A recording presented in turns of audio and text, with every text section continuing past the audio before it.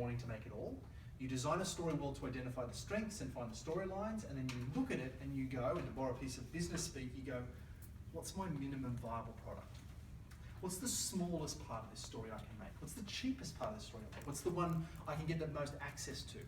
I've got a vision for a grand sci-fi zombie post-apocalyptic epic, but maybe I'll make something like 5 minutes first, because it's one set, one location, and it's doable.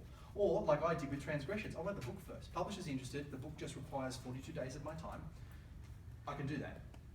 And it's not going to cost me anything, and I don't need production crew or interactive game coders or anyone else. Identify that small part of the story, because then you've got a chance to do what the internet does best. Connect you to people. Come back to where I started, to find your niche. Because now you can go, I can find the little part of my story, little neat little note, might be a little short film, might be a short story, might be a tiny interactive experience, and you put it out there to the audience. See if you can find your island. And if they respond to it, now you've got traction.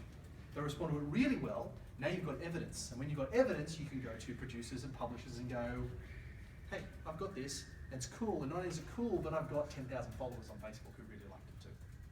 Now you're empowered as a writer to not be at the mercy of gatekeepers who will just say yay or nay based on whatever Ouija board they got up with that morning, but actually come at them with evidence. We live in an age, probably no more so than in the past, but feels very risk adverse in creative arts. We'll let them be. I don't think that's a bad thing. If they're going to be risk adverse, then take the decision away from them. Build your own audience, then go to them, and they won't argue with you, and I'm going to give you a really good example. Here's a project I worked on a couple of years ago now. I came on board originally as a script editor and ended up co-writing the series. And it was a bit of an interesting project.